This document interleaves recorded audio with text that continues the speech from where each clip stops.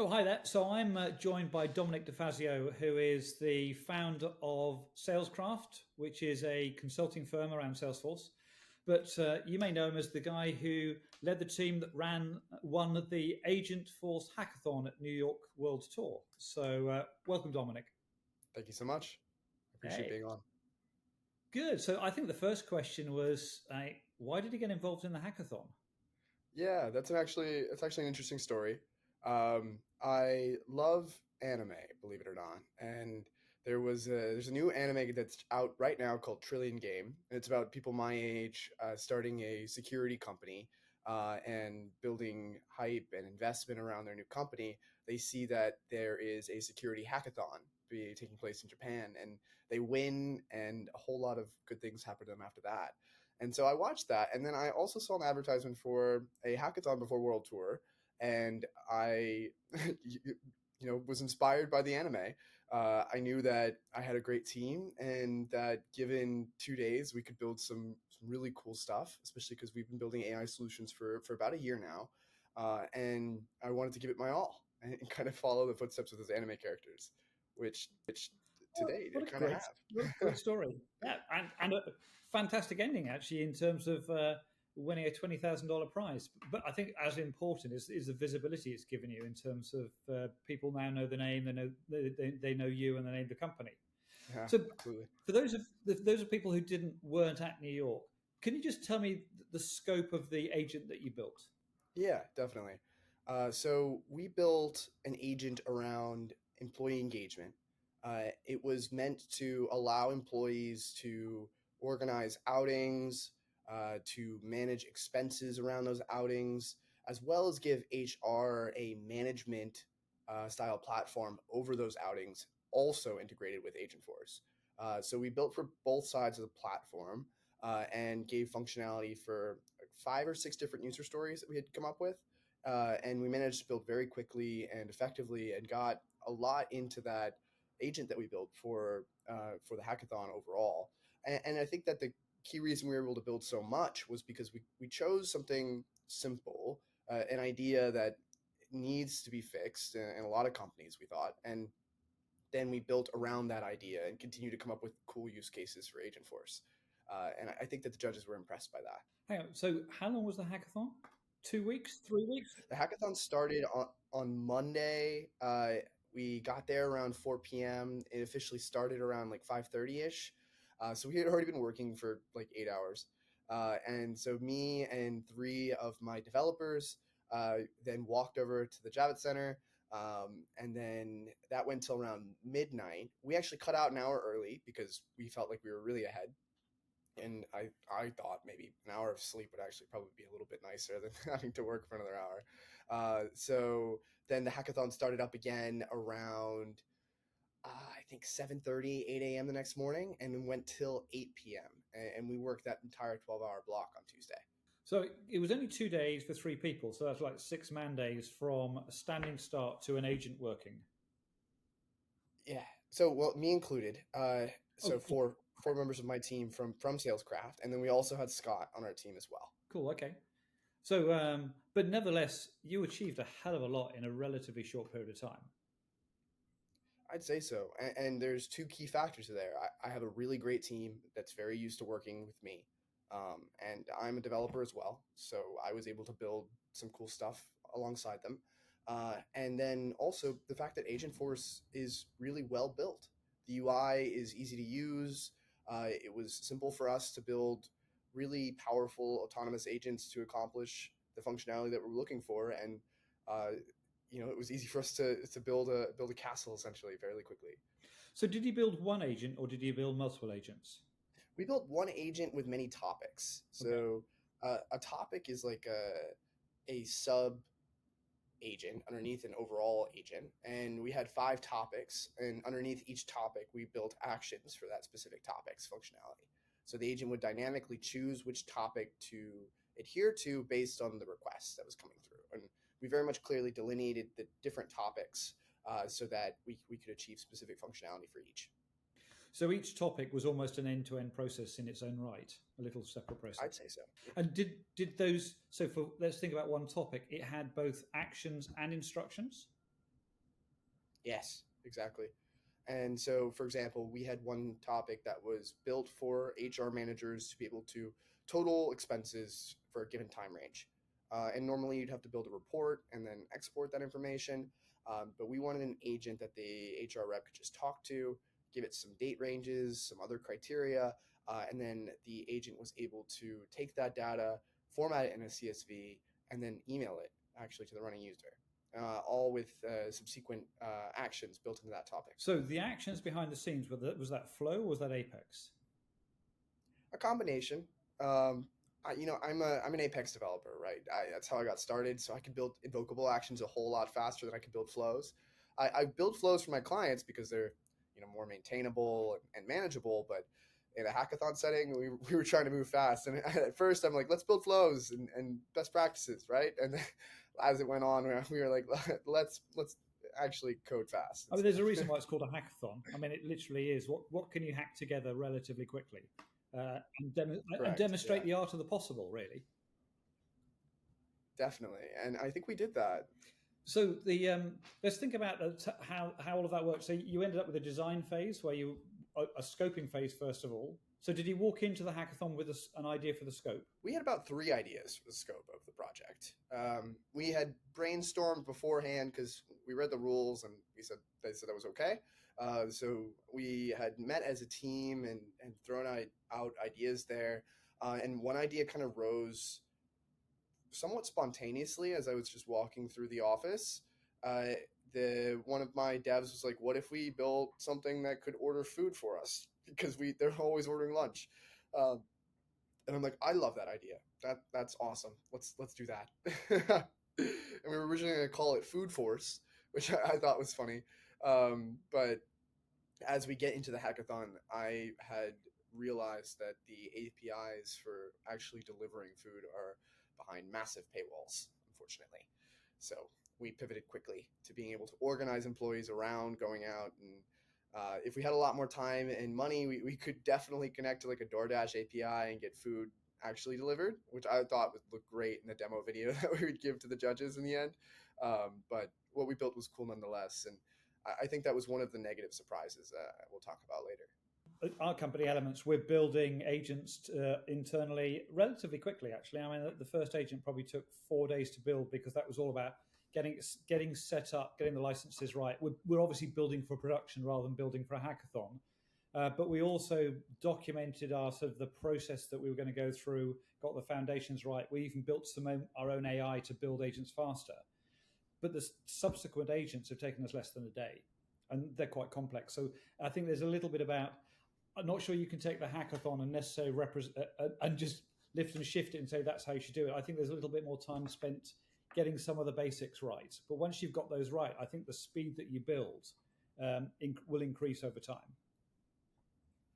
Definitely. And I like to see the hackathon as like a very condensed version of the way my team works. We did our design phase in like an hour and a half and before we actually got to work, and that was a lot of whiteboarding.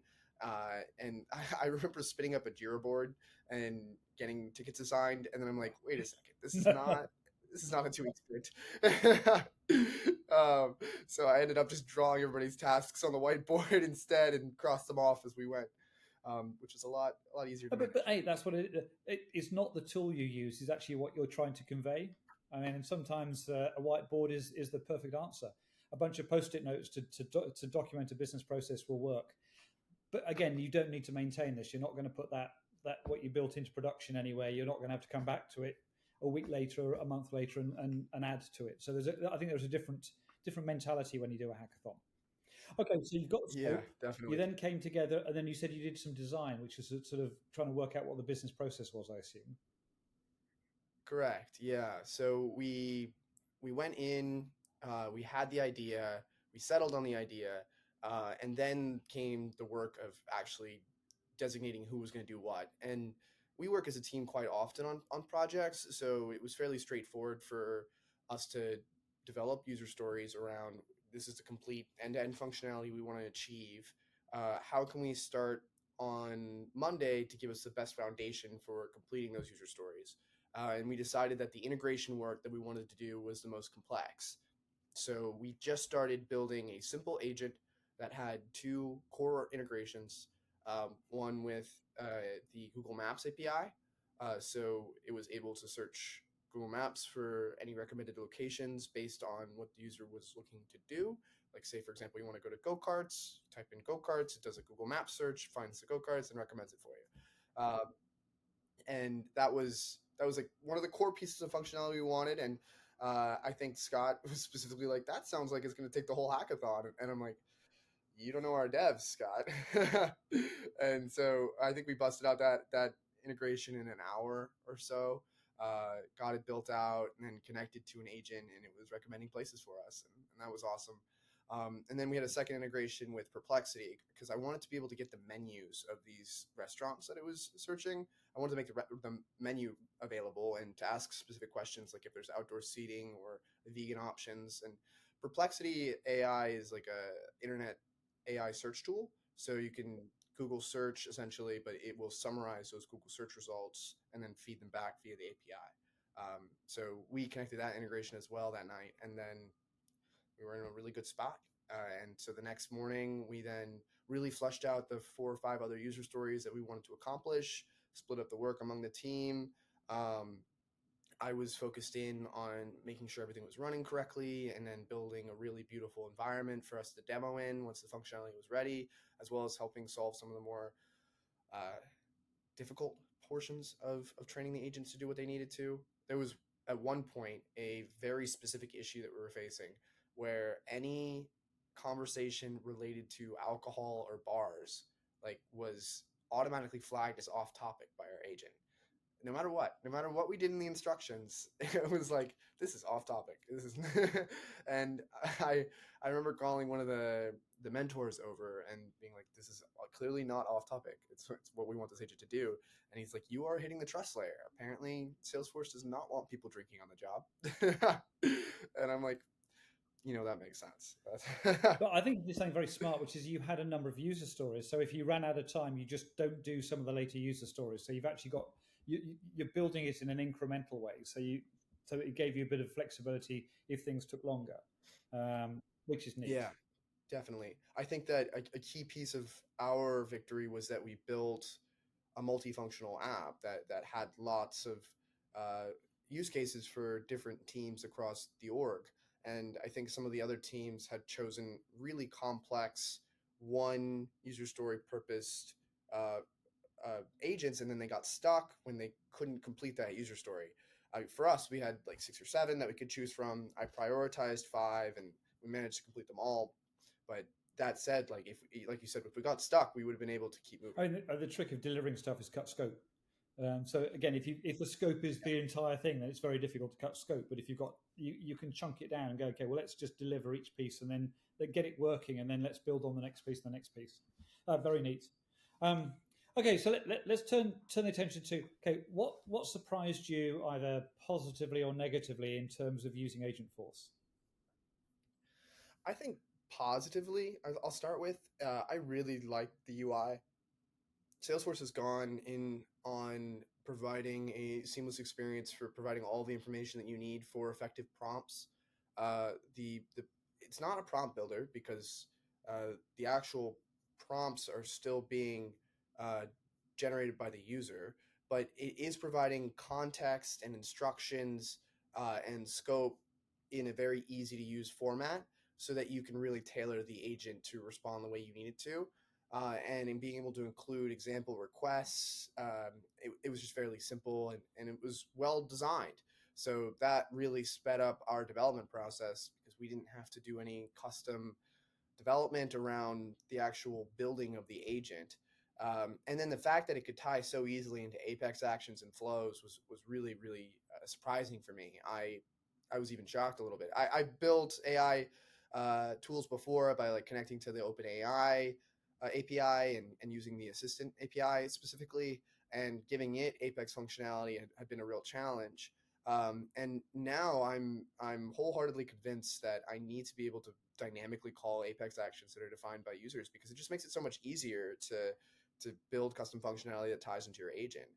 And I really love the way that they're tying an old tool, right? Because invocable actions have been around for, I don't know, 8 years, and flows like nearly the same. So we're leveraging what we know best, and then being able to tie that into a dynamic agent is a powerful combo, especially with the alternative in mind, which is just letting the agent try and figure out what you mean. Like when you say insert an expense record, instead you insert the expense record with the flow, and then the agent knows that that's the action that you need to be able to do. Yeah, so there are a couple of things that let's pick up on. We're discovering that if you want to be quite prescriptive, do flow. Don't try and let the agent do stuff. So actually, if you know exactly what you want done, build a flow or an Apex class to go and do it. But let me just go back. One of the things you were talking about, how about the UI? That's agent builder you were talking about. The actually how you Yes. go and build the agent. Yeah. Okay. And then going even further back, I think one of the interesting things is a lot of time gets spent building the UI for like here's a form you have to go and fill out, and this is the fields you need.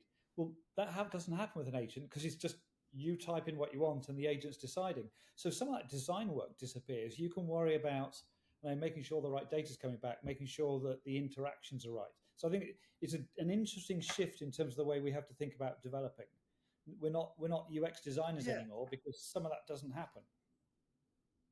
It's just going to fit on that sidebar. You hit that Einstein little button, and then your agent will pop up. There wasn't a whole lot of need for development.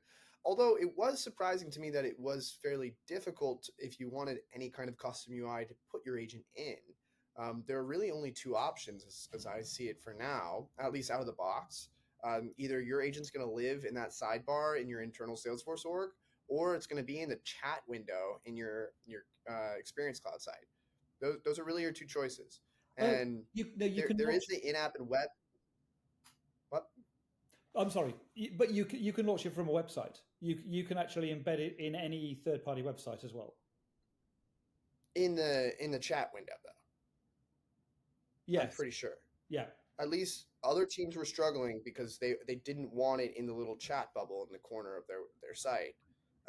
They wanted an LWC where they could actually display its information. Oh, I get it. Oh no, that I don't think that's happening at the moment. But again, fine. That I'm sure that we're at the very, very early stages of all of this. If you think about it, the most important thing is not where the button sits; it's actually what it's doing when you open it. Yeah, and I actually remember one of the product designers who was there was like, "We'll get that to you. Don't worry." So that was some of the positives. What are the things which were surprised you and went, "Oh, that's a shame that didn't work how we expected"? Well, there's the instance with the bars. I really wanted to show the judges that they can go out for frozen margaritas after the hackathon, and unable to. But I think another one of the negative surprises was around testing and being able to really refine behavior to a specific sequence of events. So I know they just came out with Agent Testing Center, so I wanted that. I would have loved that. It would have helped immensely. Instead of having to rewrite instructions and then retest the entire process, having a testing center would be really useful for ensuring we get the specific results that we're looking for. Another piece was when it would choose the wrong topic, even though we very much specifically said this topic's to be used in these kinds of instances, and it didn't listen all the time, which was interesting. Another issue was sometimes it would not provide correct input variables for some of the Apex actions that we're providing. And I think that's because they don't have anywhere where you can define like what the input action, actually they do. So it's probably on us. We should have been more descriptive in terms of what the input variables should look like, but they just provide you a text box of like, what is this input variable, right? As opposed to, I think there could be more guidance when connecting an agent to a Apex action about how that Apex action is supposed to be used, what these input variables actually represent, and how are they going to be used in the code. It would be even nice if the agent read through the Apex action so it could specifically understand how that input is going to be processed, and then what that output will look like when it receives it. Because then you could really ensure that the agent has complete context. But ideas for Salesforce developers. Yeah, I mean, I think one of the things we're discovering, and I'm sure you did, which was we're now essentially programming using natural language. So some things like you need to be a lot more specific, like let's use a flow which is true programming or Apex which is true code. If we leave too much as just natural language, sometimes the agent picks it up correctly, sometimes it doesn't. So there's also, it feels like there's a balance here between, okay, you're giving recommendations. You could go to this restaurant, you could do this. It doesn't matter if it's not 100% correct because it's recommendations. But when it's completing expenses, that needs to be 100% correct. So again, we need to think about how important the answer is, and therefore how prescriptive we are in terms of what it's trying to do. And I think that this is just us all learning about how we do this. It's a completely new way of thinking about things. And Yeah, absolutely. I mean, the way I describe it sometimes is that, when you're coding, you're building with Legos, right? You're connecting the blocks. You know exactly what's going to happen in the end. You can even follow instructions sometimes. With building an agent, it's more like raising a child. You give it feedback, and you have to be very detailed and help it learn exactly what it needs to do. And so it's like a little baby, essentially. it's funny, I thought you were going to say it's like Play-Doh, which is you squeeze it here and it comes out there, and then you squeeze it. But I get it's a very different way of thinking about things. So that the negatives are we've got to think about things in a different way. The positive is suddenly the entry UI can deal with an infinite different ways of asking the question. So suddenly it's now driven by the user asking things rather than the way we built the form. And I think that it's worth going through the pain, I think, of working in this new way, because it will make the end users so much more effective. Agreed. And this is game-changing stuff. And when it comes down to it, the idea of having to fill out fields, even, to me, is something that's going to be in the past soon. Like, we shouldn't have to go field by field to input the necessary required information to move to the next stage. Now, you should be able to talk to your virtual assistant, give them the update on the deal, and then it goes in, fills out all those fields for you. And of course, we're thinking about an employee using an agent. When you think about a customer, or in a non-profit world, a volunteer, or they're not our employees. They are not expected to understand our terminology and our structures. I mean, a customer goes to multiple shops. They're not expected to understand how Saks works differently from how Louis Vuitton versus the Gap. So the idea that the user doesn't actually have to worry about that, they can just ask the question and then we'll deal with things in the back end, I think is that level of flexibility. And I think the organizations that get this right will be the winners. I will choose to go to an insurance company that actually has a really good agent and I don't have to sit on a line for 45 minutes to get something done. I will choose to work with a hire car company where, like today, we needed to send our hire car back a day later. None of the phone numbers worked. No response from email. We just had to drive into the city to take it in to say, can we have it for another day? Right? But a really good agent should have been able to deal with that. And I think the expectation is now being set because you and I and others are around it going, you can build an agent for that. Why aren't you doing that? The times are changing. Yeah, and I think they are, but I don't think organizations are still thinking about it. Those who lean in and have got and start doing things will accelerate away from everybody else. I think so, especially because it's just such an enormous improvement for customer experience, generally speaking. I remember I made a customer service call and they had the old dial menu, and I'm like, absolutely not. This is not. I'm not going to press one. It's not going to happen. Again, we're having an expectation set about what good feels like. So yeah, you should have an agent, and I don't want to talk to an agent, an online agent, then takes me through the process and then says, sorry, I can't help you, passes me through to Pete or Anne, who then says, who are you? Like, I've just had the conversation with your agent. I've told you my email. You know who I am. You've got the order number. Can you not just deal with this? Yeah, you have to do it right. It's key. Yeah. So it's all about design as well, which is thinking through those. I love the way you talked about, you had a scope, then you worked out what the use cases were. There was quite a lot of planning. You didn't just launch straight into, let's get in an agent builder and start building things. No, yeah, it was about an hour and a half in prep. And we actually scheduled out the whole 36 hours that we had for the hackathon, because I knew that we could build like rapidly and really refine the whole time if we wanted to. But I needed at least 3 hours to record a really killer demo of what we had built. I knew that we had a lot of functionality and on the table at least, and I was confident in my team to be able to deliver on that functionality. So I cut us off at 5 p.m. to just back myself into a corner. I took a nap right before in the middle of the hackathon. And by the way, more advice for people that want to win hackathons, it's like visibility is also key. So making sure that you're giving demos to the people walking around the room just to test out specific functionality and see their reaction to it, as well as like having a persona. I wore a baseball cap and glasses the entire hackathon.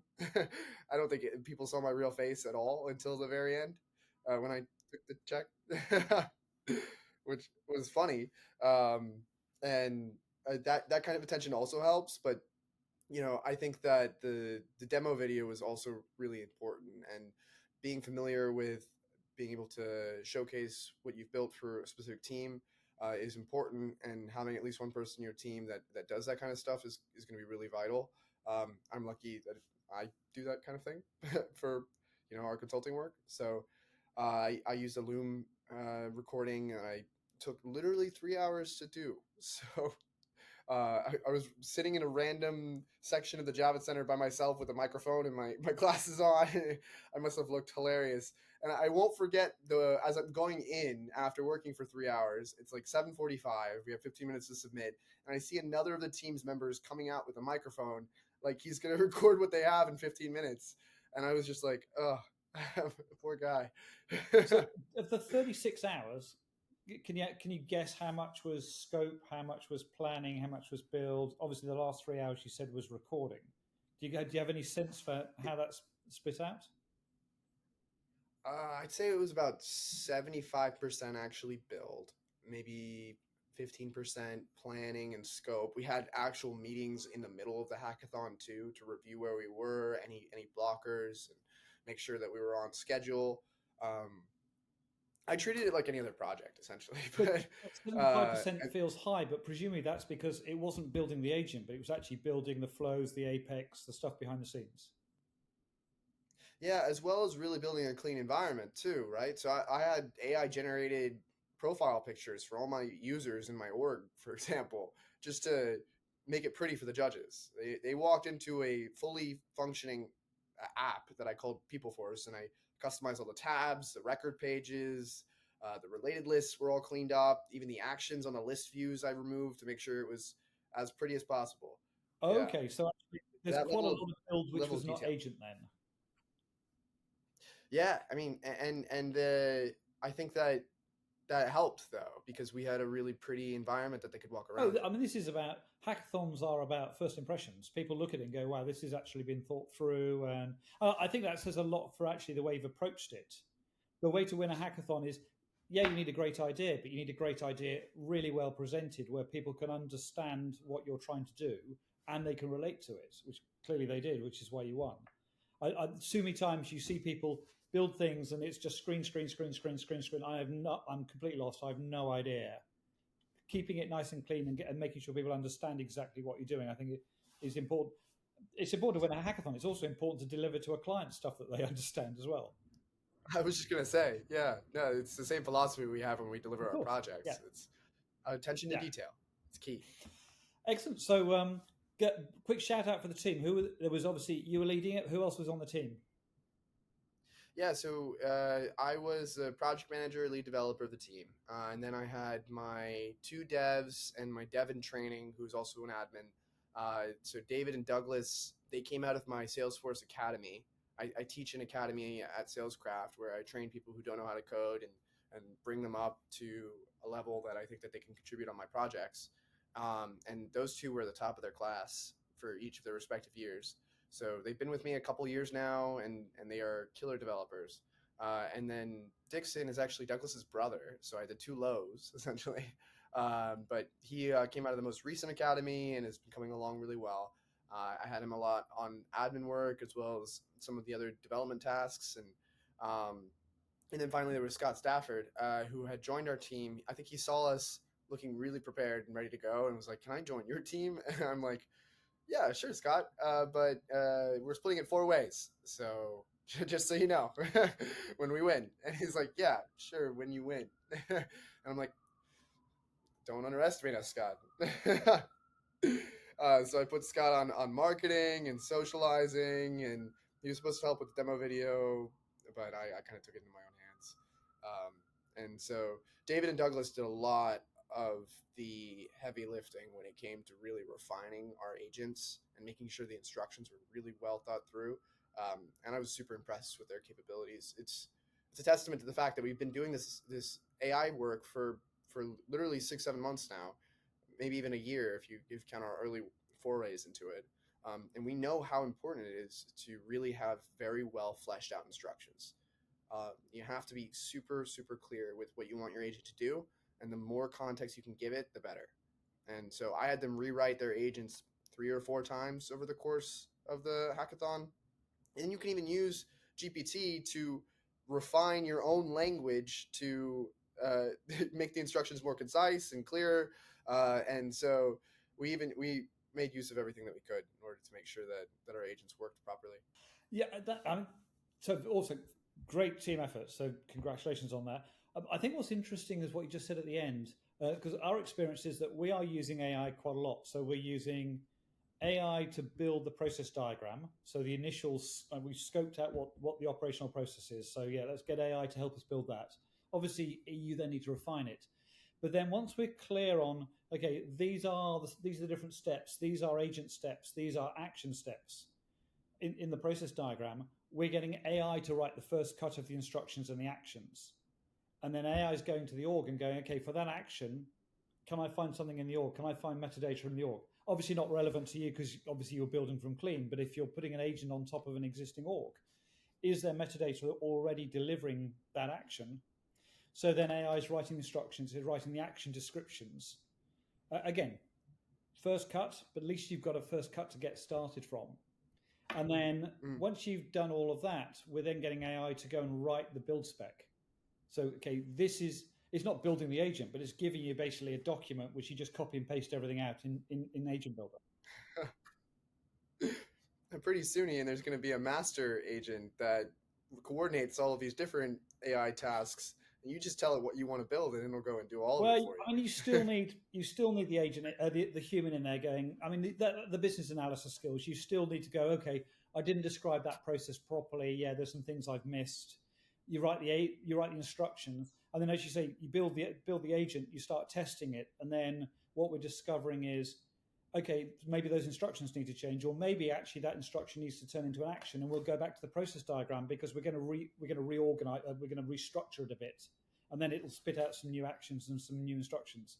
So it still feels quite iterative at the moment. For sure, and I think it'll stay that way for a little while.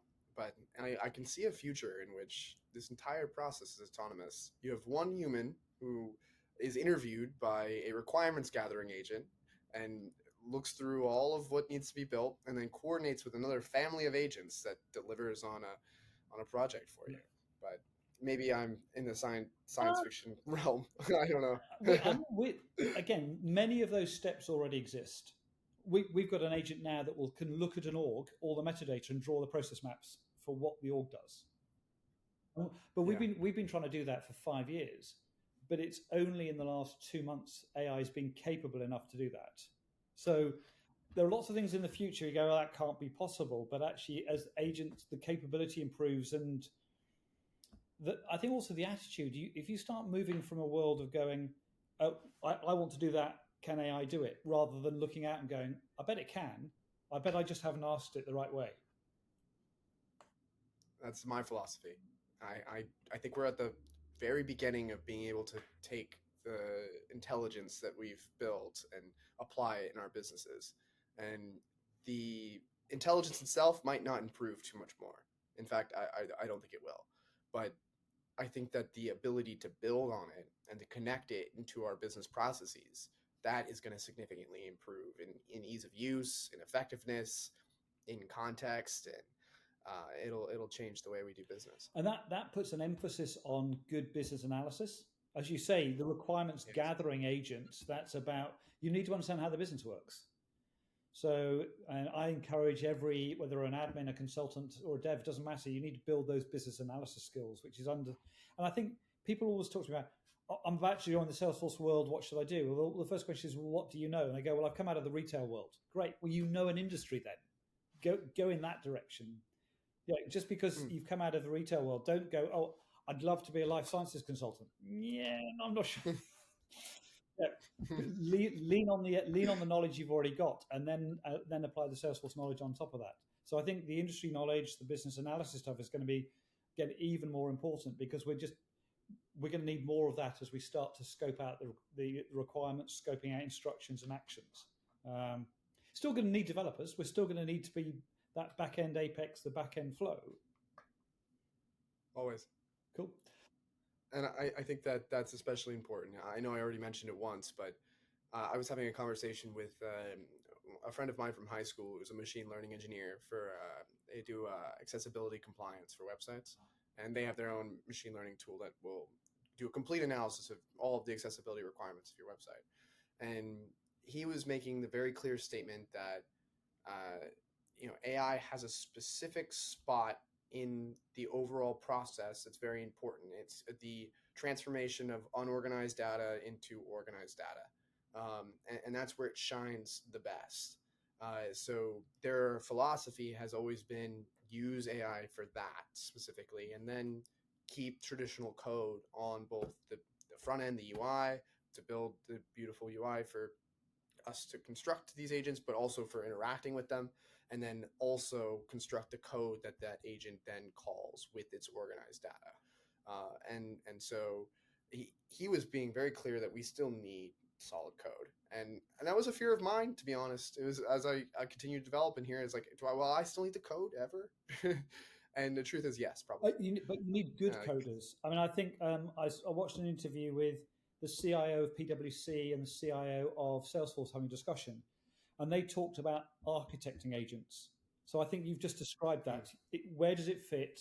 How does it connect to those other things? They're not standalone. They actually need to be architected. And again, as you build more and more agents, and again, we build agents that talk to each other, we need to have thought how we architect them, how we build them, how we govern them, and then how we change them. So I think there's a whole set of we're not going to have an AI agent that's going to do all this for us. But there's still a role for making sure it's all well structured. At least for now. Well, yeah, absolutely. So Dominick, thank you for spending time with me. Fascinating.